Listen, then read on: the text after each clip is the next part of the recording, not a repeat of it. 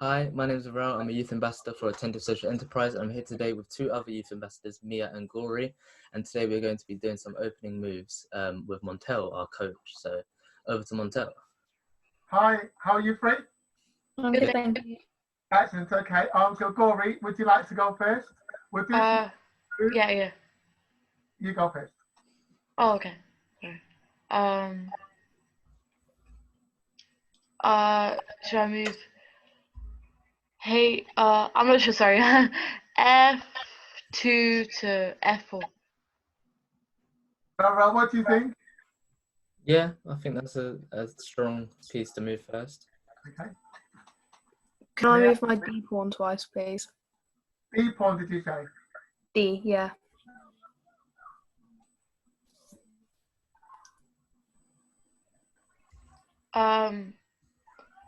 Should I move? Okay, can I move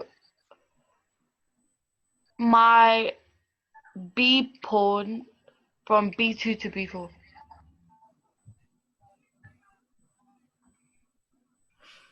Can I bring my bishop at C8 down to F5, please?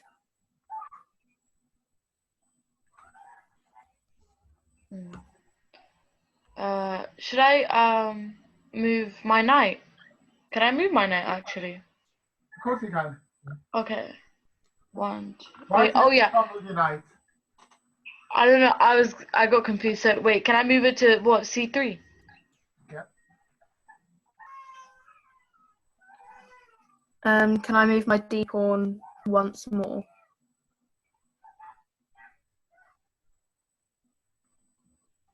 Varel, what would you do if you're white? Well, now your pawn is threatening the knight, so you'd want to get that out of the way, I think. You don't want to trade a pawn for a knight. So, yeah, I don't know, I guess we've got to move it somewhere out of the way. You could bring it further forwards. Bring it to to D5 or B5. D5. Gori, do you want, which one, Gori? D or B? D5. I just spotted something as well, but Mia? Can I take that with the queen? Yeah. I just realised and that. And then we'll stop here, okay? So this is one of the worst openings I've ever seen. Okay. You should never move pawns here twice. Because okay. if you're weakening your defense, you can't castle on either side. Okay. If I'm black, I don't even know where to attack. I've got so many places to attack you. Normally, you might make one mistake, but two earlier on. Okay. And then also you moved your knight in the wrong place. So what I'm going to do is I'm going to show you a variety of openings. Okay. Yeah. Do you know any opening types? Have I showed you any before? Gori?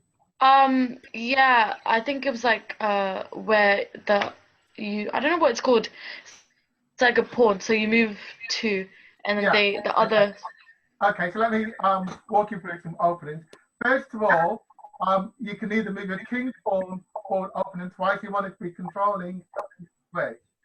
If your opponent mirrors, or you can mirror if you're black, then you can either try to get them off there by doing what's called a gambit, by moving that pawn here. Hopefully they'll take, allowing you to move that pawn. Okay, that's one opening. Another opening that you can consider is the queen pawn. Now, your opponent may copy you. Right? Then, if you're going to move this pawn, your e pawn forward one, I would always recommend you first will take out your bishop in here. Right. Then, if your opponent does that, you can then move that pawn forward too. Then you've got two bishops that can come out. Okay. That's your next opening.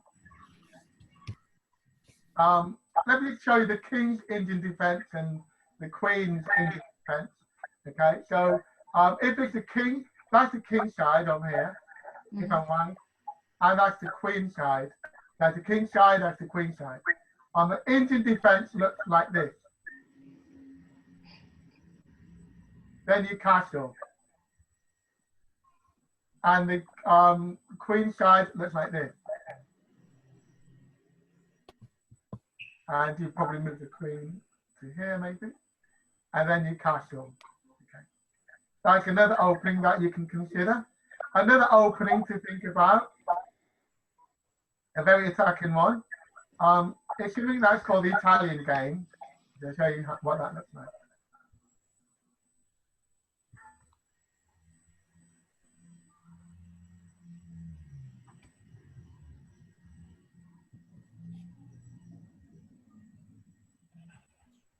The Italian game always begins with the king pawn, your opponent copies. Then you bring out your knight. Your opponent brings out that knight onto c6, okay? Then you bring out your bishop to here, okay? From here, there's a variety of different openings, depending upon what black next does. If black brings out that knight, you go to here, and attacking this pawn is called a fried lever attack. Because then what you're doing is you're threatening to come here, four check, and taking that rook. Okay. Now, if your opponent, they can stop you either by putting that to here, okay, or they can put that forward twice.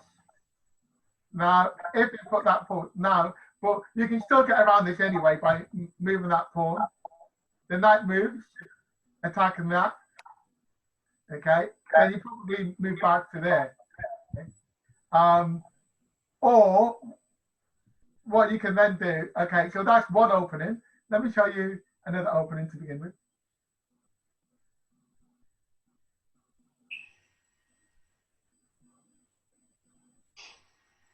Another opening that you can consider is your opponent does this, you bring out your bishop. Yeah. Okay, they bring out that one, and you can attack this square again.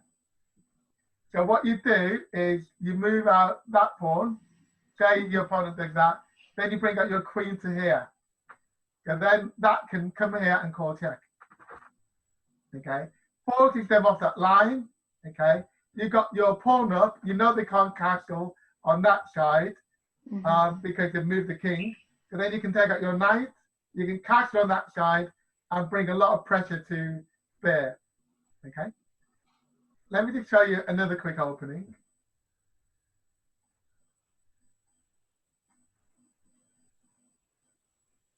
Laurel, do you find this useful? Yeah, I remember some of them, but I don't think I've ever seen that one you just showed there. Another one is the two knights.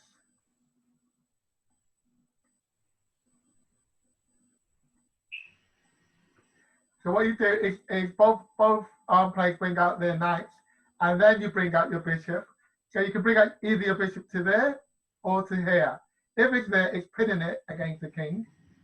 Okay, or vice versa, that pins it against the king. Okay.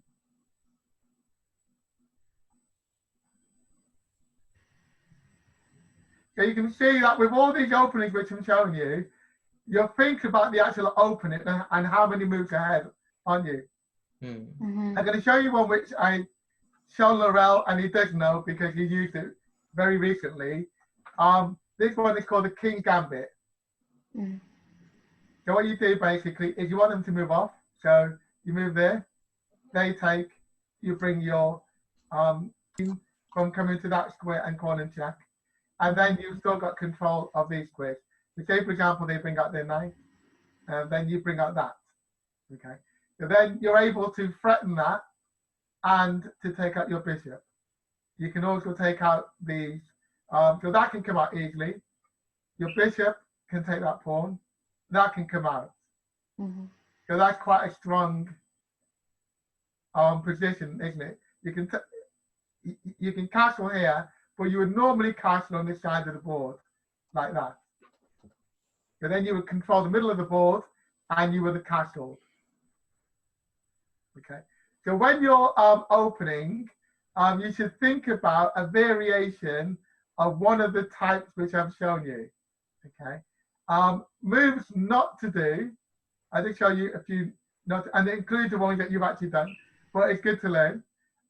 Is first of all, you don't move that one twice. You don't move this one twice either. Okay. You shouldn't move this one twice or that one twice. Okay. Now, there are times whereby you can move these twice. I don't recommend it. And even if you move one, don't move two. For example, if white were to move there, if you move that one there, that is called the Sicilian defense. So you're hoping that they take you. So then you're aiming to move that forward. If you move it forward twice, for example, right, that can take by en passant, or you can move it forward once, then the bishop will take. So you did that, right? Then here, black is in a better position because the bishops are able to get out very quickly. The knight can come out, that can castle, and then you've got at least two players here out that can easily come all across here. Okay, so that move there enables you to get more pieces, but you'd only do it once because then you've still got 3 pawns in front of your king. Yeah. Does that make sense? Okay. Yeah. So we've really only got a few minutes left. So what we'll do, rather than actually play a game, is it 4 minutes have we got? Yeah, 4 minutes. Definitely. Rather than actually play a game, I'll just get you, Gori, to ask some questions. Or you can move places on pieces if you want, but it's entirely up to you. So you know, with the I'm not sure what the specific name is, but with on push, I don't know what it's called. En passant, yeah. So what? So you move If that pawn is here, yeah. if black was to move once, it can be taken. Yeah. Yeah. If it moves twice, it can also be taken with en passant. Yeah. If it is here, that can only move twice to there. That can be taken normally.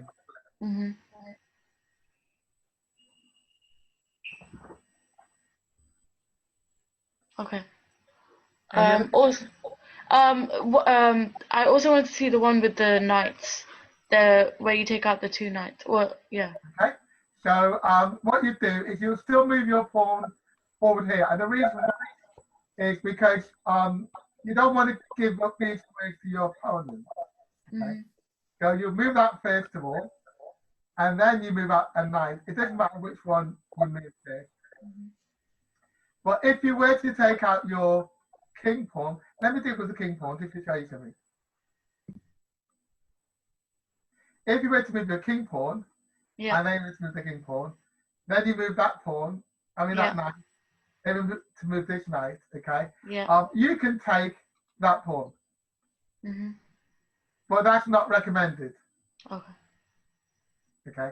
Because they can do loads of tricks and traps to get you back.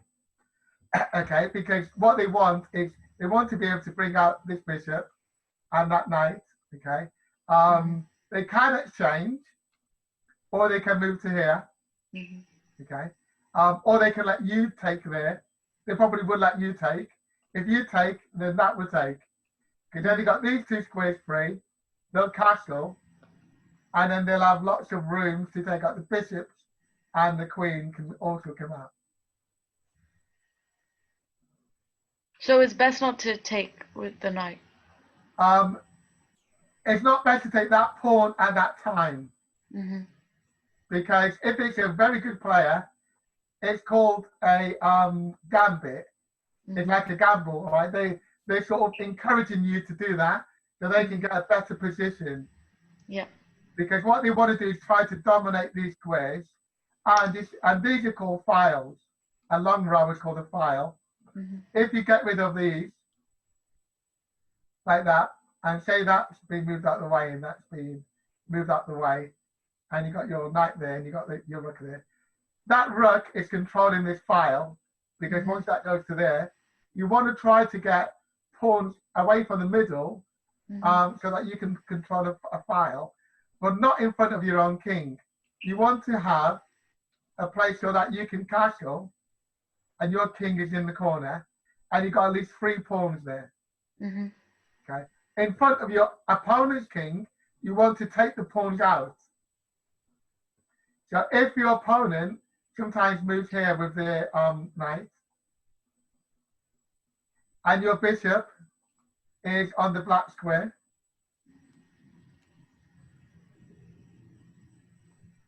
say your bishop is like this, and then your opponent is castled, Yeah. you'd always see me taking that. Okay. The reason why is because that pawn will then take it, and it Mhm. opens up their king. Okay. Did that help? Yeah. Yeah. Definitely. Good. Okay, so that's all for today's lesson. Laurel, how did you find it today? It was good. As for the game earlier with Mia, I don't know where Mia's gone. I think her connection. But as for the game earlier, it was a I'm lot here, more. but my battery's low, so it's cut up my camera. Oh, okay. Okay, that's fine, Mia.